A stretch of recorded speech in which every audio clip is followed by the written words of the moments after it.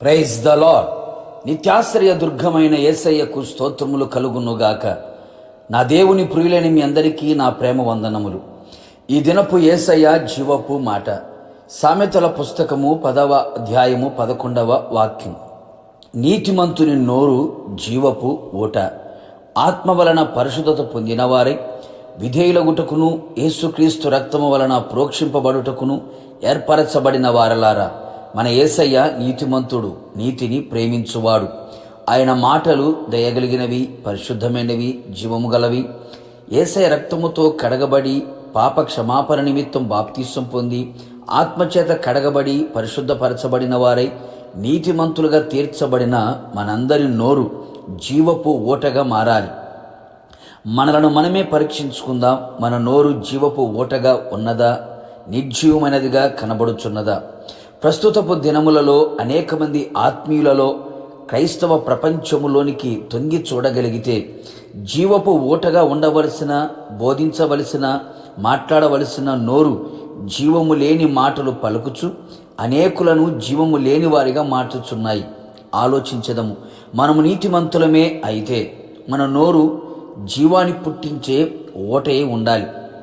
వ్యర్థమైన మాటలు, అపవిత్రమైన వట్టి మాటలు, శపితమైన మాటలు, పోకిరి మాటలు, దూషణకరమైన మాటలు, వేషధారణతో కూడిన మాటలు, కపటయుక్తమైన మాటలు, భూతకరమైన మాటలు, మోసకరమైన వంకర మాటలు, ఇలా నిర్జీవమైన నోరుగా ఉండకూడదు.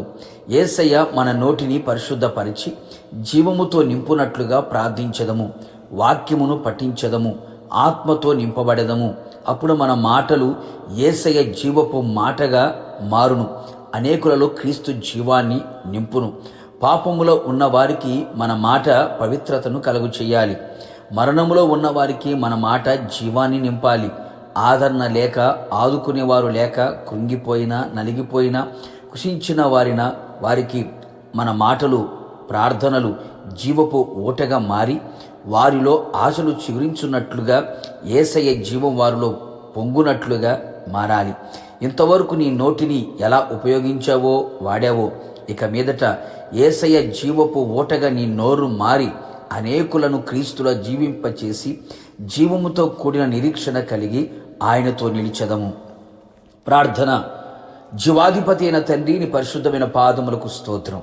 ఈ దినం మీరు మాకిచ్చిన జీవపు మాట కొరకు స్తోత్రం. అవును ప్రభువా, నీతిమంతుని నోరు జీవపు ఊట అని మీరు సెలవిచ్చారు. మీ రక్తము చేత కడగబడి బాప్తీసం పొంది ఆత్మచేత ముద్రించబడి ఆత్మ సంబంధమైన సహవాసములో కొనసాగుచు నీతిమంతులుగా మార్చబడిన మా నోరు జీవపు ఊటగా మీరు మార్చమని ప్రార్థిస్తున్నాం. ఇంతవరకు నిర్జీవమైన మాటలు మా నోట ఉన్నందువలన అనేకులు మా ద్వారా నిర్జీవులుగా మార్చబడిపోయారు. ఇక మీదట ప్రభువా, మా నోరు జీవముతో నింపండి, మా మాట జీవపు ఓటగా మీరు మార్చండి. అనేకులకి మా మాటలు దీవెనకరముగా, ప్రయోజనకరముగా, మీ నామానికి మహిమకరముగా మార్చమని, మా నోటిని పరిశుద్ధపరిచి మీ ఆత్మతో నింపి మహిమ పొందమని మమ్మల్ందరినీ మీ చేతులకు అప్పగిస్తున్నాం ప్రభువా. అట్టి విధముగా మా జీవితాలు నడిపించమని యేసు నామములో అడుగుచున్నాము తండ్రి, ఆమేన్. నిశ్చయముగా మీరును మీ కుటుంబ సభ్యులందరూ మీ నోరు జీవపు ఓటగా నా దేవుడు చెయ్యును గాక. God bless you.